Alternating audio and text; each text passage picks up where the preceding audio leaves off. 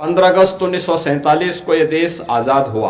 उत्तर प्रदेश के मुख्यमंत्री योगी आदित्यनाथ ने 26 जनवरी को गणतंत्र दिवस के अवसर पर बाबा साहब अंबेडकर के बारे में बात की।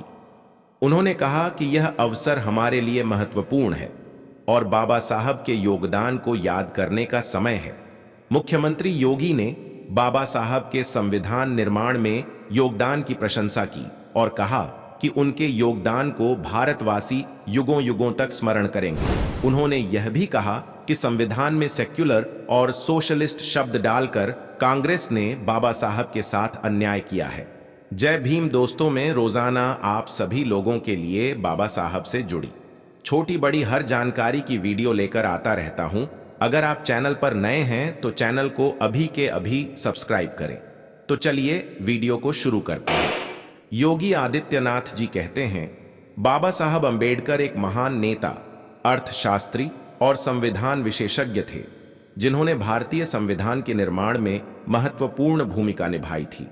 उन्होंने दलितों के अधिकारों के लिए संघर्ष किया और भारतीय समाज में सामाजिक न्याय और समानता की लड़ाई लड़ी। योगी आदित्यनाथ अंबेडकर साहब को नमन किए और साथ ही में कहा कि अपने इतिहास और संस्कृति की समृद्धि का प्रदर्शन करना हम भारतीयों के लिए हमेशा गर्व की बात है। हमारा इतिहास कई नायकों की कहानी और हमारे देश में उनके योगदान को बताता है। ऐसे ही एक नायक है डॉक्टर भीमराव अंबेडकर। हम सभी उन्हें भारतीय संविधान के जनक के रूप में जानते हैं। डॉक्टर भीमराव अंबेडकर एक महान व्यक्ति थे। वह भारतीय इतिहास के सबसे प्रभावशाली व्यक्ति में से एक थे। यह कोई आश्चर्य की बात नहीं है कि उनके पूरे भारत में इतने गौरव और सम्मान के साथ याद किया जाता है।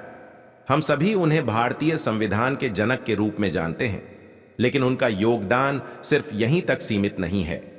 वह बहुत प्रतिभाशाली व्यक्ति थे। वह एक राजनीतिक समाज सुधारक, न्यायाधीश और अर्थशास्त्री थे। उन्होंने सदैव भारतीय समाज में व्याप्त अन्याय के विरुद्ध संघर्ष किया। B.R. अंबेडकर एक बहुमुखी प्रतिभा के धनी व्यक्ति थे।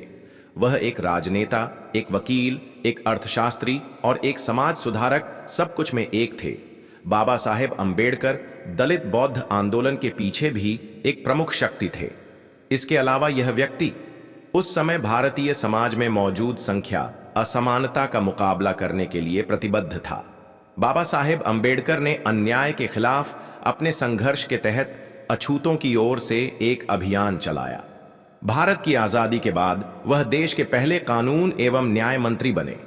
भारत के संविधान के निर्माण में एक प्रमुख व्यक्ति थे। भारत में जातिवाद की समस्या से हम सभी परिचित हैं। 21वीं सदी में भी भारत में लोग जाति, रंग और लिंग के आधार पर दूसरों के साथ भेदभाव कर जारी रखते हैं। निश्चित रूप से 1930 और 1940 के दशक में स्थित कहीं अधिक बढ़कर थी। उस समय लोग जातिवाद से इतने प्रभावित थे कि उन्होंने इसे आदर्श के रूप में स्वीकार कर लिया था कि अवधारणा लगभग अस्तित्वहीन थी। इसका एक कारण भारतीय सभ्यता की यह धारणा हो सकती है कि शासन श्रेष्ठ होते हैं और घरेलू कर्तव्य निभाने वाले निचली जाति के होते हैं। निचली जातियों से छोटे मोटे काम करने की अपेक्षा की जाती थी, जैसे कि शौचालय साफ करना, घरों की सफाई करना, पौधे को पानी देना और ऐसे अन्य कार्य। भारत की आजादी के बाद भी यह मानसिकता कायम रही।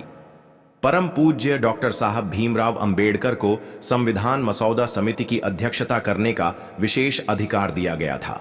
वह निसंदेह भारत के संविधान निर्माता हैं। अंबेडकर की प्रतिभा भी भारत के संविधान को दुनिया के सर्वश्रेष्ठ संविधान में से एक बनती है।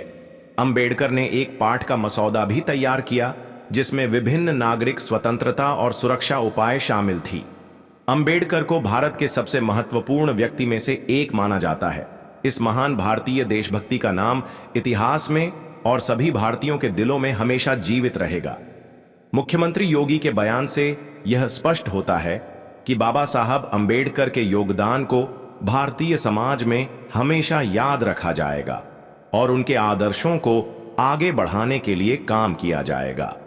तो मेरे प्यारे अंबेडकरवादी साथियों, आज के वीडियो में बस इतना ही। मिलते हैं अगले वीडियो में। तब तक के लिए आप सभी को जय भीम, जय भारत, जय संविधान।